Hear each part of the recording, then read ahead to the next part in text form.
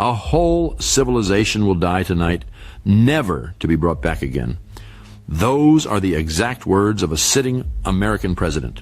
This is Tehran, home to 12 million people, capital of a nation of 90 million. The civilization Trump says he is ready to erase. But the most shocking part of this crisis is not the threat itself. It is who actually benefits, and it is not the United States. Trump's rhetoric has been unprecedented. He threatened to blow up the whole country, to knock out every single power plant and every single bridge in Iran.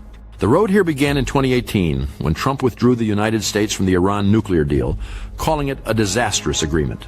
Obama had spent years negotiating a multilateral agreement to peacefully contain Iran's nuclear program. Trump ripped it up in a single afternoon. In 2020, Trump ordered the killing of Iran's most powerful general, Qasem Soleimani. Yet that same year, he called off a retaliatory strike, citing civilian casualties. Then came February 2026. Coordinated U.S. and Israeli strikes hit 3 Iranian nuclear facilities at Fordow, Natanz, and Isfahan. Fordow, Iran's most fortified nuclear site, was buried deep inside a mountain. 6 B-2 Spirit stealth bombers dropped 12 massive bunker busters to crack it open.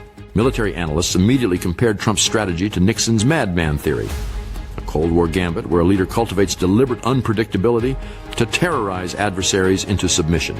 But here is the part nobody expected. Historians note that every prominent madman, Nixon, Khrushchev, Saddam Hussein, ultimately failed to win their coercive disputes using this strategy. On paper, this is not even close. The United States spends roughly 50 times more on its military than Iran. $649 billion versus $13 billion. America operates 11 nuclear-powered aircraft carriers, 5th-generation stealth fighters, and 66 submarines. Iran has 0 carriers and an aging air force reliant on drones. But Iran was never designed to fight America head-on. It stockpiles 3,000 ballistic missiles, not to win a war, but to make one unbearable. Its navy deploys hundreds of fast attack boats built for swarming tactics, designed not to defeat the U.S. fleet, but to choke off one critical waterway.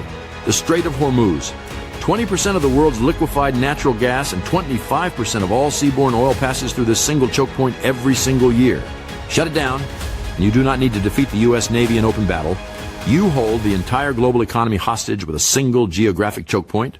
The International Energy Agency called the resulting crisis more serious than 1973, 1979, and 2022 combined, the 3 worst oil shocks in modern history. For American consumers, the costs hit immediately at the pump. The war, Trump claims, costs America nothing is being paid at every gas station in the country. Meanwhile, Russia reaps a geopolitical windfall. Inflated oil prices fund its war economy, while America's diverted attention gives Moscow critical breathing room in Ukraine. China quietly purchases heavily discounted Iranian oil while deepening its strategic partnership with Tehran, reaping the economic benefits of the chaos without paying any of the costs. Gulf states hosting U.S. military bases, Kuwait, Qatar, Bahrain, find themselves dragged from reluctant observers into active participants in a war they never wanted. Legal scholars at Harvard argue Trump's explicit threats to destroy civilian infrastructure, power plants, bridges, water systems, violate the Geneva Convention's prohibition on terrorizing civilians. Yet, behind the apocalyptic threats, Trump has been desperately dispatching envoys to Pakistan, which emerged as the crisis's most unlikely and most important mediator.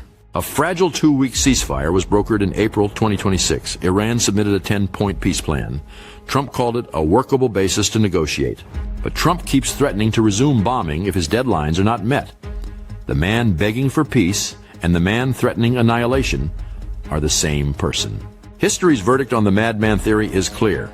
Wars are ultimately judged by the political orders they build, not the infrastructure they destroy. The scars of this brinkmanship will reshape the global order for decades. If this story matters to you, subscribe so you do not miss